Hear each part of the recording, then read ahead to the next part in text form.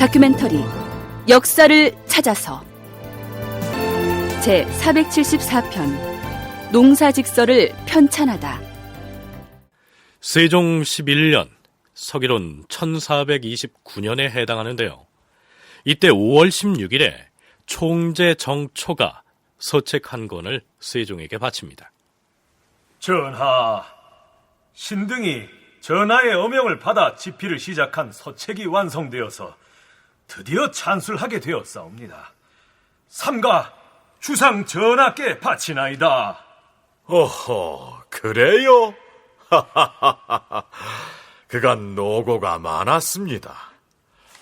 어디 보십시다. 이때 정초가 세종에게 바친 서책이 바로 조선에서 펴낸 최초의 농업 관련 서적인 농사직설입니다. 우선 정초 등이 찬술한 농사직설의 서문 일부를 살펴보기로 하죠. 농사는 천하의 대본이다. 예로부터 어질고 지혜로운 군주로서 농사에 힘쓰지 아니한 사람이 없었다. 삼가 생각하건대 태종 대왕께서는 일찍이 신료들에게 명하시어 옛날 농서로서 절실히 쓰이는 말들을 뽑아 향언으로 줄을 붙여 판각 반포하게 하심으로써 백성을 가르쳐서 농사에 힘쓰게 하시었다. 자, 우선 여기까지의 내용을 보면 이전의 왕인 태종시대에도 농서가 있긴 했지만 그것은 옛 중국의 농서에서 필요한 부분을 발췌해서 향언, 즉 우리식의 이두로 줄을 달아서 풀어 쓴 것이었다. 이런 뜻입니다. 농사직설 서문의 그 다음 내용을 보면 세종이 왜 이 책을 찬술하도록 지시했는지 그 목적이 나타나 있습니다.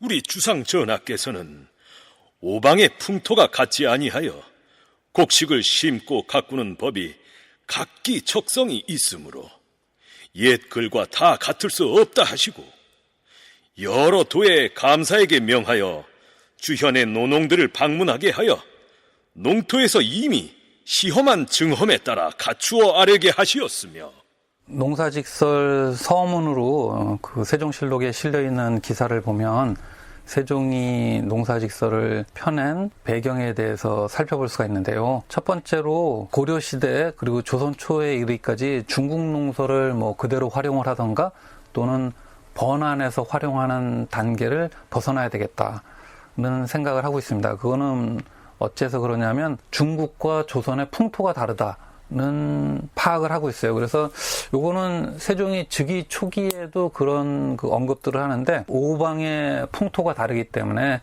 그에 따라서 농사 짓는 법도 달라야 된다.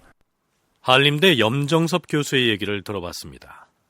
오방, 곧 각 지방마다 그 풍토가 다른 터에 옛 중국의 농서를 조선 땅에서 농사 짓는 데 활용하는 것은 맞지 않다. 그러니 조선의 각 지방에 있는 노농들을 방문해서 그들의 농사법을 파악해서 수합하라. 세종의 명이 그러했다는 것입니다. 성신여대 오종록 교수의 얘기도 들어보시죠. 조선의 건국이념이 부국강병입니다. 나라를 부유하게 하려면 무엇보다 농업을 발달시켜야 되는데 조선 사회 내부에 선진적인 농업 기술을 발굴을 해서 전국에 보급하는 것이 바람직하다라고 판단했던 거죠. 한때는 그 조선 초에 농법이 중국의 강남 농법을 도입을 한 덕분에 발달했다라고 생각을 했었어요. 그런데 정근대 사회에서는 해외에 갔다 올 수 있는 거는 사실은 지배층에 국한이 되죠. 그러니까 지배층이 농업 발달시키는데 꽤 중요한 역할을 했었다라는 판단을 했었는데 거기에 대한 의문이 생긴 것이 강남 지역의 모내기 이항이라고 하는 거는 우리 사회에서 이항이 처음 시작되는 거하고는 사정이 많이 다르다 하는 걸 알게 됐어요. 가령 우리나라에서 벼농사를 지을 때 모판을 만들어서 이항을 하는 방식으로 파종을 한 것은 조선시대의 지배층이 중국 강남에서 선진 농법을 배워와서 전파시킨 덕분이다. 이렇게 이해하기는 쉽지만 사실은 그게 아니란 얘기입니다. 우리나라에서 우리 사회에서 모내기를 처음 시작한 거는 사실은 국가에서는 일찍 그 벼를 심어가지고 농사 지으라고 강요를 하고 있는데 그때는 물이 너무 차서 벼 심어 놓으면은 그리고 물 돼버리면 다 죽어요.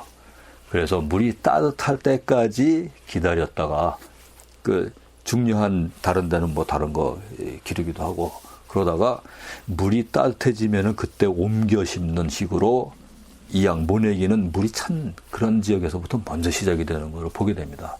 우리 사정에 맞추어서 농민들의 노력에 의해서 결국 개발이 됐다 하는 걸 알게 되고 그런데 세종도 그런 것들을 어느 정도 알았던 모양이에요.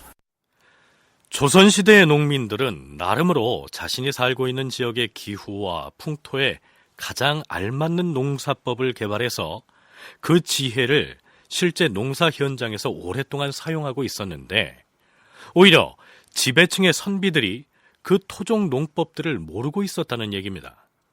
따라서 세종은 중국의 농서는 우리 실정에 맞지 않으니 바로 그 조선 농민들의 농사짓는 기술과 지혜들을 조사해서 책으로 묶어서 펴내라. 이렇게 지시한 것입니다. 이렇게 해서 만들어진 책이 다름 아닌 농사직설이다. 이러한 얘기죠. 자, 여기에서 세종은 전국 각도의 감사들에게 명하여 지방의 주와 현을 돌아다니면서 노농들을 일일이 방문해 그들의 증언을 파악하여 수집하도록 하라. 이렇게 명했다고 기록하고 있습니다. 여기에서 늙을 노자에 농사 농자에 노농이란 단순히 늙은 농부를 일컫는 말이 아니고요. 경험과 지혜가 많은 노숙한 농부를 의미하는 표현으로 봐야 합니다. 그렇다면 농사직설이 어떤 과정을 거쳐서 만들어졌는지 살펴보기로 하죠. 그 농사직설을 편찬할 때 세종이 1년 전에 경상도 관찰사에게 이제 명령을 내립니다. 너희 지역에 살고 있는 노농, 그 노숙한 농부 또는 노련한 농부를 방문을 해서 그 농부가 현재 실행에 옮기고 있는 농업 기술들을 책자로 정리해서 보고를 해라. 그리고 또 몇 달 뒤에 전라도 관찰사하고 충청도 관찰사에도 동일한 명령을 내립니다. 그래서 하삼도의 관찰사가 자기 지역에서 현재 실행하고 있는 농민들의 가장 선진적인 농법을 정리해서 중앙에다 보고를 해요. 세종이 하삼도, 즉 아랫지방인 충청도, 전라도, 경상도 등의 농사법을 조사하라고 했다는 얘기입니다. 그 전에 세종이 신하들과 농업에 관련해서 이러한 얘기를 주고받은 것으로 기록에 나타나고 있습니다. 전하, 안동지방은 땅은 비좁은데 인구는 많은 탓에 비어있는 땅이 없사옵니다. 그러나 사람들이 모두 쓰는 것을 절약하는 까닭에 비록 흉년을 만나더라도 굶주리지는 않사옵니다. 그곳에 사는 사람들이 농사에 대하여 세심하게 기울이는 정성은 다른 고을에 견줄 바가 아닌 것으로 아옵니다. 그래요? 전라도 지역은 어떻습니까? 원래 전라도에는 묵은 황무지가 많았사온데 이제는 사정이 달라졌사옵니다. 사정이 어떻게 달라졌다는 것이지요? 강원도로부터 많은 유민들이 전라도에 옮겨와 살게 된 뒤부터는 호수와 인구가 크게 늘어서 매우 번성하고 있사옵니다. 그 바람에 산림지대와 초목이 우거진 늪지대가 죄다 개간돼 경작되고 있사옵니다. 다행스런 일입니다. 그런데 문제는 평안도와 함길도 지역입니다. 그 두 도는 농사가 워낙 소활해서 걱정이에요. 장차 그쪽 사람들을 만나면 농사의 작황을 물어보고 좋은 농사법을 알려주도록 하세요. 세종은 경상도와 전라도 등 남쪽 지역에서의 농사에 대해서는 신뢰를 하는 대신 평안도와 함경도 등 북부지방의 경우에는 농사가 제대로 이루어지고 있지 않다고 여겼던 모양입니다. 그런가 하면 세종은 승정원의 승지들에게 불쑥 이러한 질문을 던지기도 합니다. 작물을 파종할 때 가물 때 나는 싹과 비 온 뒤에 나는 싹 중 어느 것이 더 좋은 것이요? 세종의 돌발적인 질문에 지신사인 정흠지는 이렇게 대답한 것으로 기록되어 있습니다. 전하, 그것은 가문 때에 나는 싹은 싹과 잡초가 함께 나는 것이온데 비가 오면 싹은 자라고 잡초는 썩는 것이옵니다. 따라서 가무는 때에 싹이 나는 것이 가장 좋다고 할 수 있사옵니다. 자, 글쎄요. 임금이 어떠한 의도로 이러한 질문을 했는지도 아리송하지만 농사를 지어본 경험이 없는 지신사의 이 대답 역시 영 미덥지 않게 들리지 않습니까? 이틀 뒤에 세종은 경상도 감사에게 이렇게 명합니다. 함길도와 평안도는 토질은 좋은데 무지한 백성들이 옛 습관에 얽매여서 농사를 잘못 지어온 탓에 땅의 생산력을 제대로 이용하지 못하고 있다. 따라서 그 지역에서 시행할 만한 좋은 농사법을 채용하여 그들로 하여금 익히게 하고자 한다. 경상도에서 농사 짓는 사람들이 갈고 심고 김매고 수확을 거두는 방법은 물론 오곡을 가꾸는데 알맞은 토양은 어떠해야 하는 것인지, 그리고 잡곡을 번갈아 심는 방법은 무엇인지 등을 노농들에게 세세히 물어서 그 요점을 모아 책을 만들어 올리도록 하라. 또 농사에 대한 서적 1000부를 나라에서 비용을 대서 종이에 인쇄하여 올리도록 하라. 그리고 석 달 뒤인 세종 10년 7월 충청도 감사와 전라도 감사에게도 전지를 내립니다. 평안도와 함길도에서는 농사 짓는 일에 몹시 서툴러서 땅의 생산력을 다하지 못하고 있으니 이제부터는 그곳에서 행할 만한 농사법을 채택하여 그들로 하여금 배우고 익히게 할 것이다.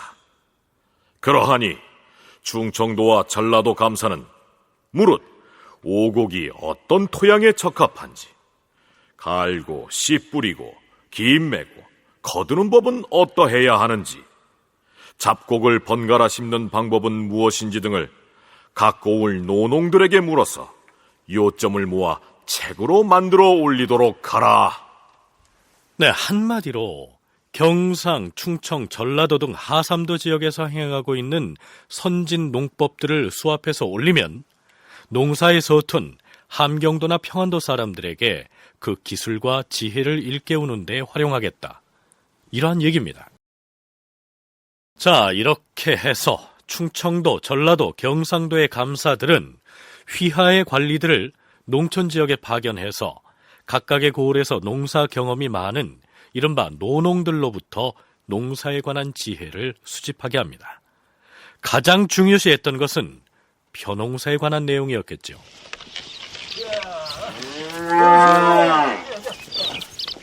여보시오 영감. 그 보아하니 관아에서 나오신 모양인데 무슨 일이시오? 예, 어명을 받들고서 영감한테 이런저런 것들 좀 물어보러 왔소이다. 어명이라뇨? 평생 농사만 지어온 좋은 사람한테 무슨 볼 일이 있다고?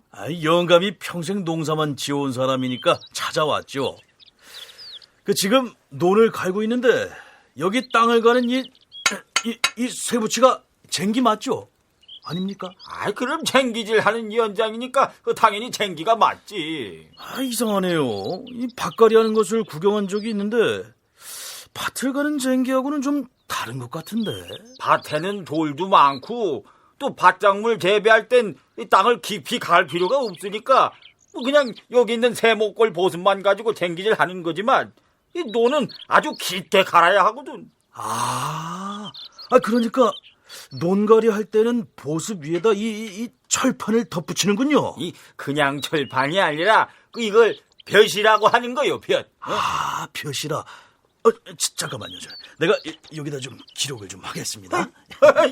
이 지필목 싸들고 들판으로 나다니는 관원은 내 오늘 처음 보겠네, 그려. 그런데 영감, 여기 쟁기 위에 붙이는 이 벼신가 하는 것은 왜 이렇게 한쪽으로 이렇게 휘어져 있는 것이오? 그래야 이 깊게 간 흙을 한쪽으로다가 뒤집어 엎을 수가 있는 거지. 알겠습니다. 아주 잘 알았어요. 그러면 이 땅이 작물을 재배하기에 좋은 땅인지 나쁜 땅인지는 어떻게 알 수 있는 것이오? 아니 뭐 그거야 이 땅을 갈아엎은 다음에 요 맛을 보면 알지. 아니, 맛을 보아요? 아, 세상에, 아이 흙을 어떻게? 이 농사 짓는 사람들이야 흙이 양식인지라. 철로 만든 농기구를 사용하는 거는 나중에 20세기에 가서 이제 농기계가 등장하기 전까지는 매 마찬가지인데요. 근데 농기구라고 하는 거는 어떤 지역적인 어떤 농업 여건이라든지 또는 관행이라든지 이런 거에 따라서 좀 다양하게 세분화되어 나갑니다. 그런 거를 이제 조선시대의 경우에는 농사직설과 그 뒤에 편찬된 농서들을 통해서 파악을 할 수 있는데요. 농사직설에서는 이 쟁기질 하는 방법이 아주 잘 설명이 되어 있고 또 그 쟁기에 벼시라고 불리는 부속품이 붙어 있었음을 확인할 수 있습니다. 가장 중요시된 벼농사에 대해서 보면은 먼저 땅을 갈 때 가을에 이 추수한 뒤에는 깊게 갈아야 되고 그래서 거름이 땅속 깊이 스며들게 해야 한다. 또 봄에 파종을 하기 전에도 다시 땅을 갈아엎는데 그때는 얕게 갈아야 한다 하는 식으로 땅을 가는 그런 것에 대해서도 이제 구별을 하고 있고요.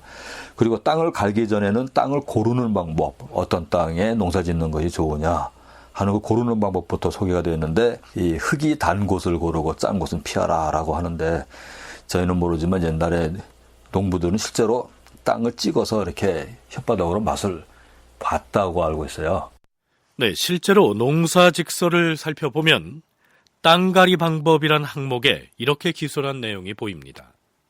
땅갈이는 천천히 해야 흙이 부드러워지고 소도 필요해하지 않는다. 봄과 여름가리는 얕게 하고 가을에는 깊게 가는 것이 좋다.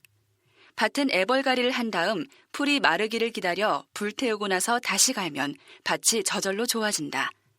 거친 땅이 좋고 나쁜 것을 알아보기 위해서는 한자 깊이로 땅을 간 다음 흙을 찍어내어 그 맛을 보아서 단맛이 나면 으뜸 가는 토양이며 단맛도 짠맛도 없으면 중간이고 짠맛이 드는 것은 가장 좋지 않은 땅이다.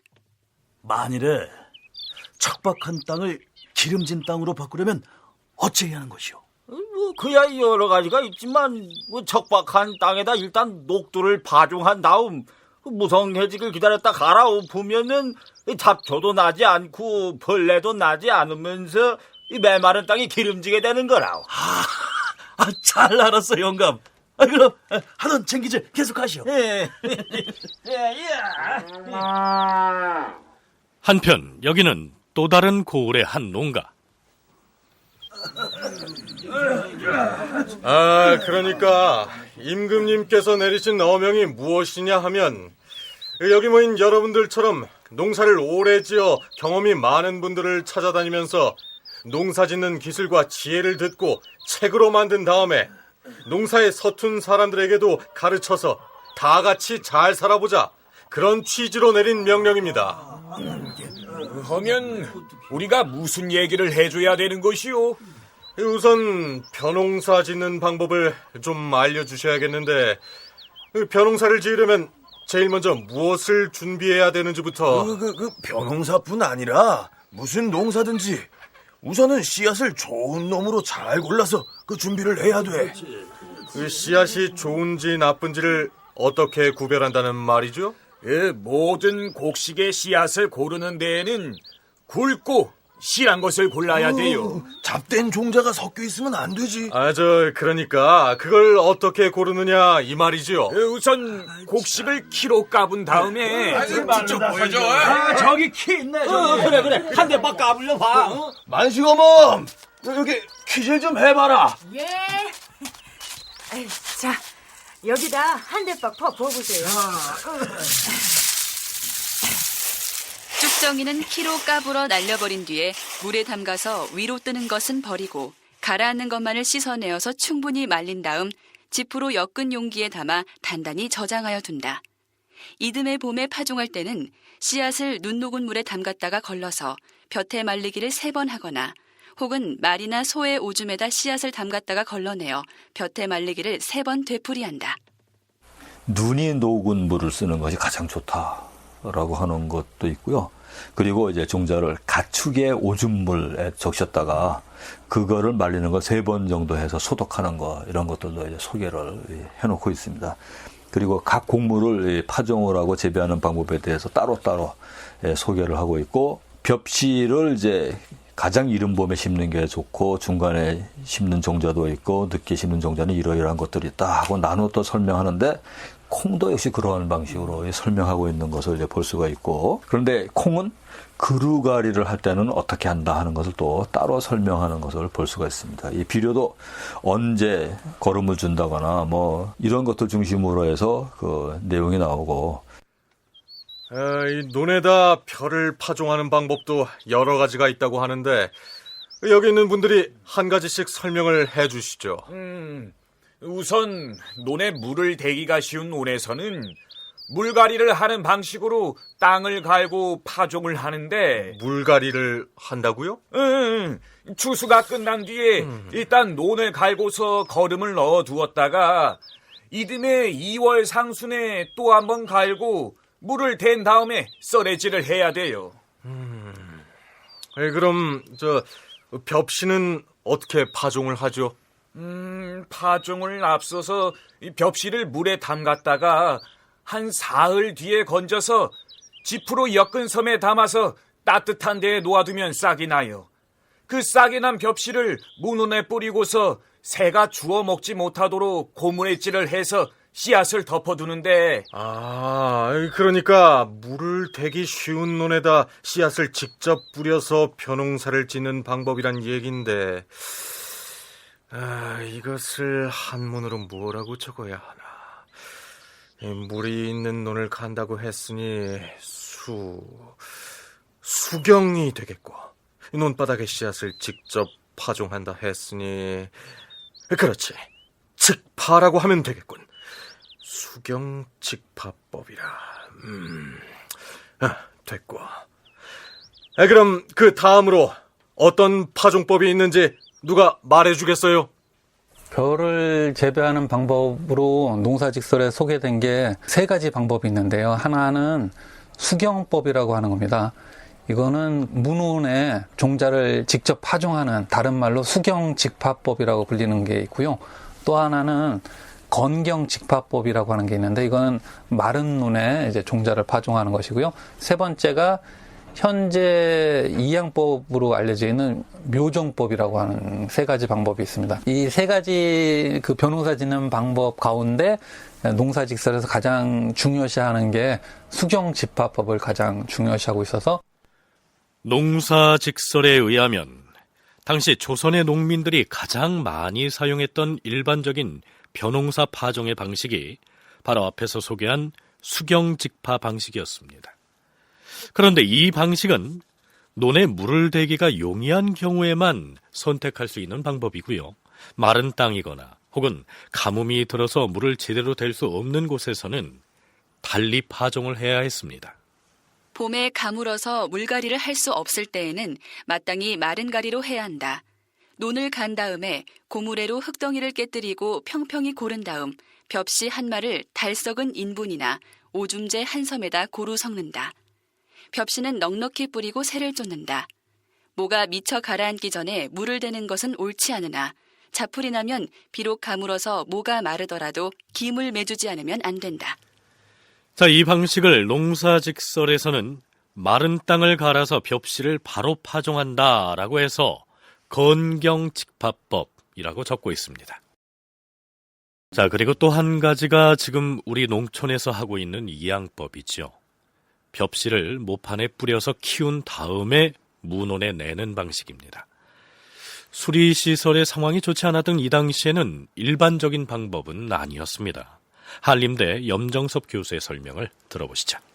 수경직파법은 문온에다가 종자를 직접 파종을 하는 건데 그냥 종자가 아니라 발화시킨 종자를 파종을 합니다. 그리고 이양법도 이때도 그 경상도 일부 지역하고 강원도 일부 지역에서 이양법을 시행하고 있다고 그렇게 알려져 있고 고려 말 기록에서도 이양법을 하고 있는 것을 확인할 수가 있습니다. 근데 이양법이 수경집화법을 뛰어넘는 그런 일반적인 그런 경종법으로 자리를 잡아 나가게 되는 거는 이제 점진적인 과정을 거치는데 16세기 이래로 이제 경상도, 강원도, 전라도, 충청도 이렇게 지역적으로 확산 보급되어 나간 걸로 보시면 됩니다. 모내기로 재배하는 방법은 가뭄이 들더라도 마르지 않는 논에서만 할 수 있는 방법이지요. 2월 하순부터 3월 상순까지 논 한쪽에다 모짜리를 만들어서 모를 기르는데 모를 낼 때는 한 포기에 모 4대본이 넘지 않게 해서 파종을 하는데 그 뿌리가 자끈들기 전에는 물을 많이 대지 않도록 조심해야 하고. 자, 그렇다면 지금 우리가 채택하고 있는 이양 방식의 재배법은 언제부터 일반화됐을까요? 성신여대 오종록 교수는 임진왜란 이후의 일이라고 얘기합니다. 15, 16세기 동안에는 그렇게 물이 찬 지역을 중심으로 해서 그 이양을 하는 그런 사람들이 좀 있었고, 임진왜란이라는 전쟁을 거친 다음에 우리 사회에서 맞닥뜨린 것이 농경지의 3분의 2가 황무지가 되고 3분의 1에서만 농사 지을 수 있다는 그런 현실이었어요. 죽은 사람들도 많지만은 그게 뭐 3분의 2 이렇게 죽은 것은 아니기 때문에 살아있는 사람들이 먹고 살기 위해서는 이 좁아진 농경지를 최대한 어떻게 이용해야 되느냐 하는 사정에 이제 봉착했고, 그때 남쪽 지방에서 보리와 벼를 같이 재배할 수 있는 방법이 없을까? 그런데 그 산간 지역에서 모내기를 하는 것을 알고 있었으니까, 그럼 모내기를 하는 동안에 그동안에 보리를 재배할 수 있도록 하자. 그것이 실제로 가능했고, 그게 가능하다는 것이 알려지면서 쭉 확산이 간 거죠. 자, 요즘이야 보리 재배 농가가 줄었지요. 하지만 70년대까지만 해도 논에다가 보리를 파종해서 봄에 베어내고요. 그 자리에다가 모를 내어서 구루가리를 했었습니다. 같은 논에서 보리도 재배하고 이어서 벼도 재배하기 위해선 미리 한쪽에다가 모판을 만들어서 모를 키워두었다가 보리 수확을 하자마자 논바닥을 갈아서 모를 옮겨 심는 방법이 효율적이었겠죠. 세종은 경상도, 전라도, 충청도 등 3남지방의 감사에게 지시를 해서 경험이 많은 농민들을 면담해서 농사법을 듣고 그것들을 중앙조정에 보고하게 하였습니다. 그렇게 수합된 내용들을 총재 정초등에게 명해서 한 권의 책으로 잔술하게 했는데요. 이것이 바로 농사직설입니다. 주상 전하, 이 책에는 농사 이외에는 다른 내용은 섞지 아니하였사옵고 농사 이야기도 간략하게 정리를 하였사오니 초야에서 농사를 짓는 백성들에게 큰 도움이 될 것이옵니다. 이 책을 주자수에 내려 인쇄하게 하여서 장차 중앙조정과 지방에 반포하게 해서 백성을 인도하여 살림을 넉넉하게 하는데 이바지하도록 하라. 임금은 농사직설을 여러 도의 감사와 지방의 주, 군, 부현과 서울 안의 시직, 산직, 이품 이상의 관원들에게 반포하였다. 농사에 힘쓰고 곡식을 소중히 여기는 것은 왕정의 근본이므로 과인은 매양 농사의 정성을 쏟는 것이다. 그리고 특히 함길도와 평안도의 감사들에게 교지를 내려 명하였다. 함길도와 평안도는 땅은 넓은데 사람은 드물어서 집집마다 토전을 넓게 차지하고 있도다. 만일에 충청도, 전라도, 경상도에서 하는 것처럼 힘을 다하여 경작을 한다면 반드시 곡식이 잘 돼서 쉽게 풍작을 이룰 수 있을 것이다.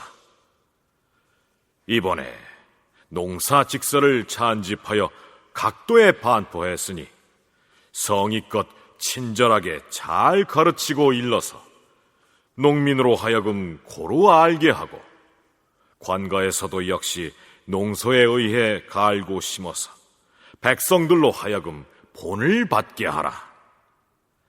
대개 인정이 예전 관습을 편안하게 여기고 세법을 좋아하지 아니하여 비록 부지런히 가르치고 일러도 준수하려고 하지 않을 것이다. 허나 인심이 따르지 않는다 하더라도 억지로 시키지 말고 마땅히 점차적으로 잘 달래서 농소에 있는 방법에 의하여 경작하게 하라. 또한 관가에서는 이를 잘 지도해서 가을에 수확한 수량을 자세히 아뢰도록 하라. 세종은 무엇보다도 이 농사직서를 통해 농민들을 잘 지도만 한다면 특히 평안도와 함경도 지역의 토지에서 소출을 늘리는 데 큰 도움이 될 것으로 여겼던 것 같습니다.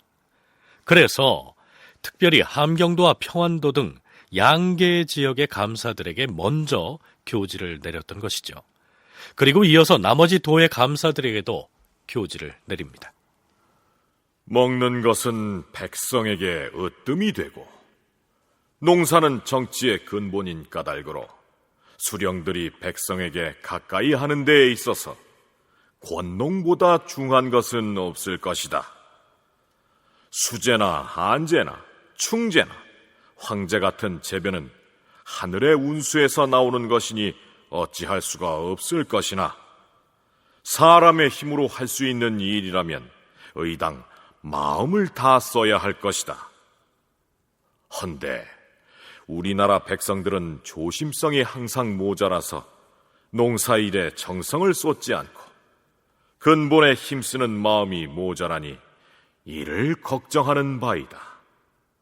그러므로 이번에 농사직서를 만들어 각 도에 반포함으로써 어리석은 백성이라도 농사법을 쉽게 알도록 하였다. 이제 이 책을 인쇄하여 여러 도에 보내는 것이니 경들은 나의 지극한 뜻을 헤아려서 즉시 각 고을의 수령들에게 반포하고 농민을 깨우치고 가르쳐서 책에 의거해 농사를 시험해 보이게 하라. 허나 만일 어리석은 백성들 중에서 제 스스로 하기를 원하지 않는 자가 있다 할지라도 반드시 강제로 시킬 것이 아니라 적당하게 권가하기를 시종 게을리하지 말아서 점차적으로 행하도록 하라. 농사직설은 편찬한 직후에 중앙의 관리들하고 지방 군현의 수령들한테 나누어 줍니다. 그리고 때때로 지방 수령으로 나아가는 관리한테도 나눠주고요. 그리고 요 농사직설의 내용을 하삼도 지역의 그 여러 군현들한테도 내려보내줍니다. 그래서 주로는 관리들한테 농사직서를 내려보내고요. 그래서 이걸 잘 숙지를 해서 지방 수령이 담당하고 있는 지역의 농민들에게 권장할 수 있으면 권장하라. 이런 식으로 배포를 하죠. 그런데 세종이 각 도의 감사들에게 내린 교지를 보면 그가 평소에 얼마나 농업을 중시했고 농업진흥에 노심초사했는지를 짐작할 수가 있습니다. 세종은 농사직서를 펴내기 이전에 이미 그 이전에 중국으로부터 들여온 농서들을 탐독해서 그 농서들에 수록된 내용들을 상당 부분 꿰고 있었던 것으로 나타납니다. 참고로 여기에 나오는 황충은 무리지어 나타나서 곡식을 해치는 메뚜기과의 곤충을 일컫습니다.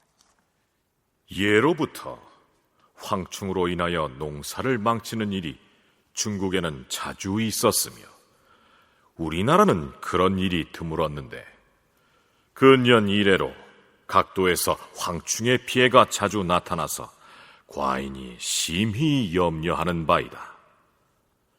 대저 재변은 하늘의 운수에 있고 사람의 힘으로 능히 구할 수 없으나 사람의 힘이 미치는 데까지는 애써 심력을 다해야 할 것이다. 과인이 여러 농서들을 상고해보니 농상집여와 사시찬유 그리고 오곡종자 피자 방법 등의 농서들에서 말하기를 말을 끌어다가 곡식 더미로 데리고 가서 몇 입 먹여본다. 말이 먹지 않고 남긴 것으로 종자를 하면 멸우 등의 벌레가 없어진다 하였고 또한 씨앗이 상하거나 습하거나 혹은 너무 조밀하게 파종하면 벌레가 생긴다고도 하였으며, 토질이 좋지 않은 박토에는 해묵은 누에의 똥을 벽시에 섞어서 심게 되면 벼에 벌레가 없어진다 하였다. 그뿐이 아니라 눈 녹은 물은 오곡에 전기가 서려 있어서 농작물로 하여금 추위를 견디게 한다고 하였느니라. 세종은 그 자신이 읽은 농서들과 농사직설에 실린 내용들을 이렇듯 꼼꼼하게 파악하고서 조정의 지방 수령들에게 지시를 내리고 있는 것입니다. 자, 그렇다면 세종의 기대대로 이 농사직설이 훌륭한 농사지침서가 돼서 수확을 늘리는 데 기여를 했느냐? 이 여부는 좀 더 뒤에서 살펴보기로 하고요. 농사직설에 실려 있는 다른 내용들도 잠시 살펴보기로 하겠습니다. 콩과 팥은 이른 것과 늦은 품종이 있다. 이른 품종은 3월 중순부터 4월 중순 사이에 심는다. 밭은 너무 곱게 다듬지 말 것이며 한 군데에 서너 개를 넘지 않게 파종한다. 만약 밭이 메마르면 분해를 비료로 조금 쓰되 과하지 않도록 한다. 잎이 다 지면 수확을 하는데 거두고 나서 이듬해의 일을 헤아려서 땅을 갈아둔다. 콩은 보리와 밀을 거두고 나서 그루가리로 파종하기도 한다. 보리와 밀은 신구 곡식 사이의 식량을 이어주는 접식으로 농가의 가장 급박한 식량원이다.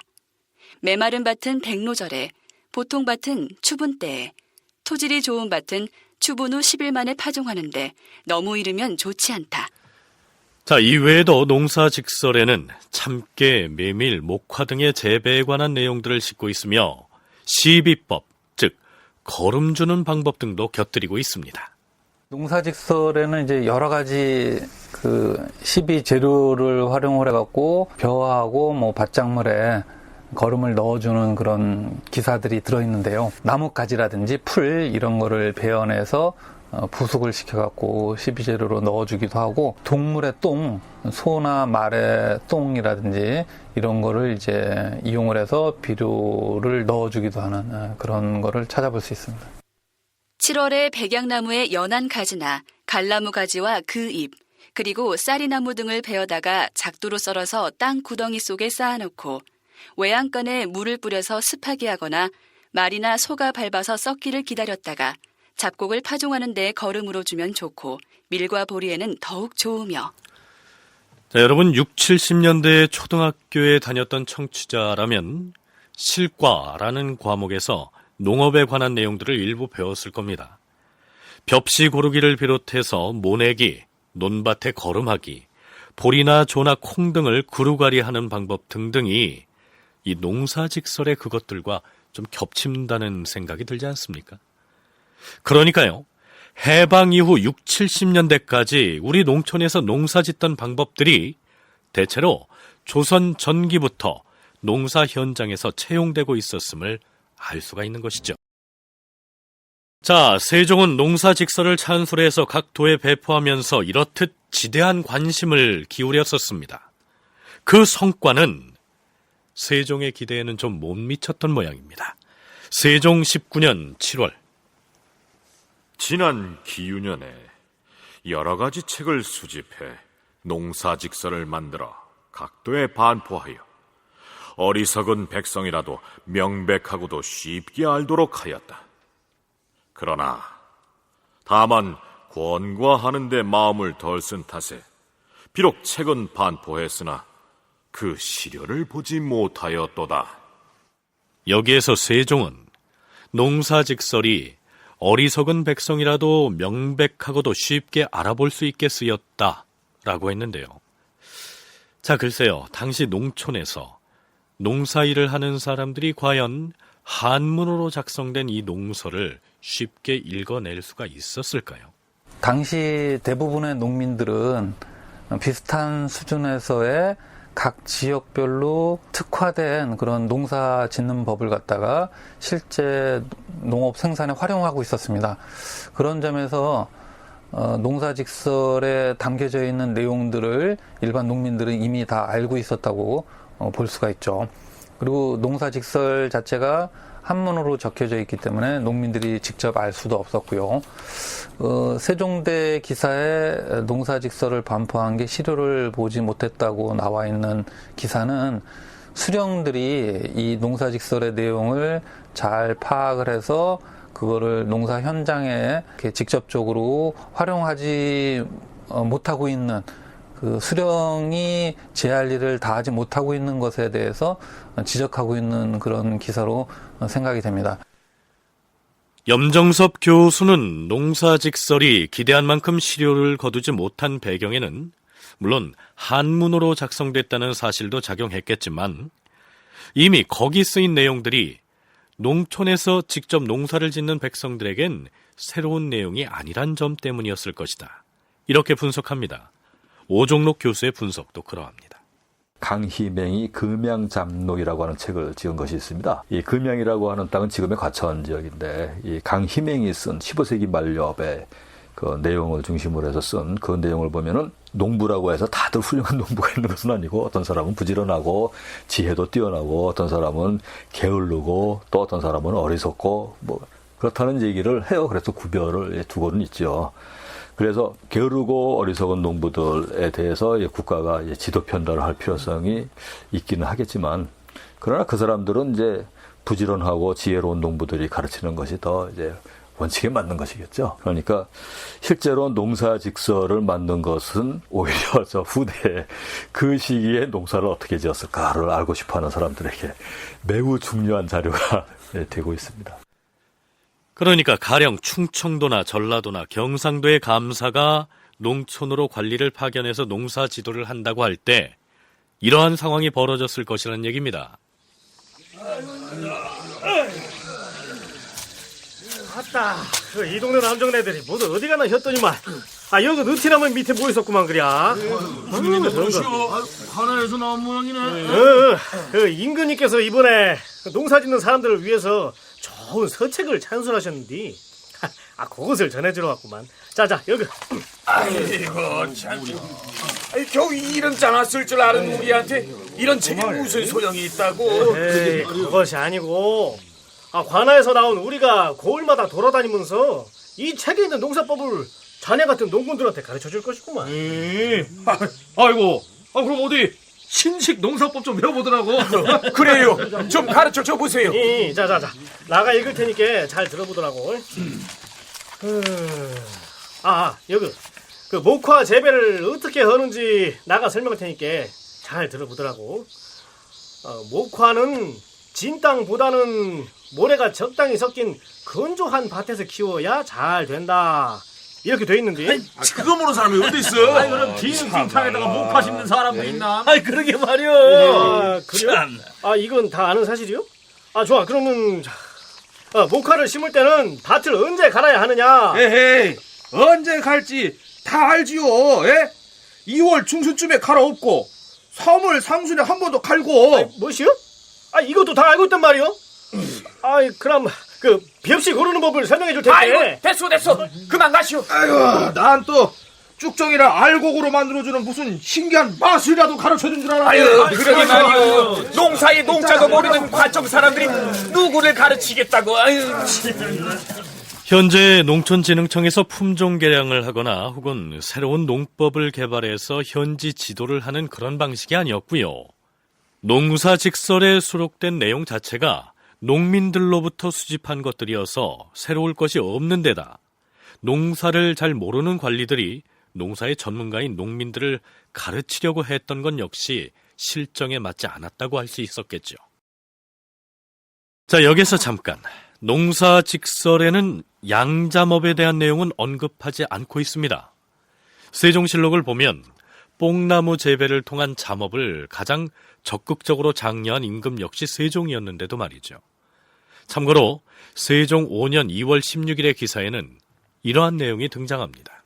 잠실 별좌인 대호군 이사흠과 전 지군사 서계릉 등이 임금에게 아뢰었다. 주상 전하, 경복궁 안에 있는 뽕나무 3,590주와 창덕궁 안에 뽕나무 1,000여주, 그리고 밤섬에 있는 뽕나무 8,280주로서 누의 종자 2근 열량을 좋게 먹여 기를 수 있사옵니다. 그러자 임금은 어명을 내려 경복궁과 창덕궁의 두 잠실에 각기 누에종자 21냥을 주게 하였다. 경복궁과 창덕궁 등의 궁궐 안에만 4,600여 그루의 뽕나무를 재배했다는 것은 왕실이 앞장서서 양잠의 모범을 보였다는 얘기가 됩니다. 뽕나무를 잘 자라게 해서 뽕잎을 획득하는 거는 누에치기를 해가지고 이제 명주실을 획득을 하려고 하는 거거든요. 그래서 국가적인 차원에서도 잠실을 이제 곳곳마다 설치를 해요. 그래서 주변에 뽕나무에서 뽕잎을 채취해서 누에치기를 하는 그런 곳이 잠실이죠. 지금 송파구 잠실동 그 일대도 이런 잠실이 설치된 지역이었고요. 그리고 국왕이 그 농사를 권장하기 위해서 친경이라고 하는 걸 하는데요. 그와 마찬가지로 왕비도 잠업을 권장하기 위해서 친잠례라고 하는 걸 합니다. 친잠례란 왕비가 궁궐들에서 상에다가 누에를 올려놓고 후궁 및 나인들과 함께 뽕나무를 먹이로 뿌려주는 의례를 일컫습니다. 그러나 이 양잠 역시 세종이 기대한 만큼 성과를 거두지는 못했던 것 같습니다. 세종 19년 9월의 실록 기사를 보면 세종이 대신들과 이런 대화를 나누죠. 옛날 사람들은 농사 짓는 일과 누에 치는 일을 매우 소중히 여기지 않는 이가 없었습니다. 마땅히 그러했사옵니다, 전하.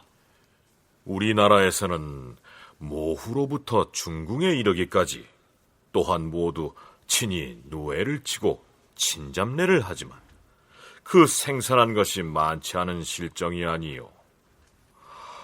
과인의 생각으로는 누에 치는 일에 대한 요령을 제대로 터득하지 못한 까닭일 것이요. 예로부터 전해오는 방법대로 누에를 친다 하더라도 필시 그 요령을 다 알진 못할 것이옵니다. 신이 경상도 감사로 있을 때 고을 수령들에게 권하여 관아에서 앞장서 양잠을 하도록 장려하였사온데 그 성과가 작지 않았사옵니다.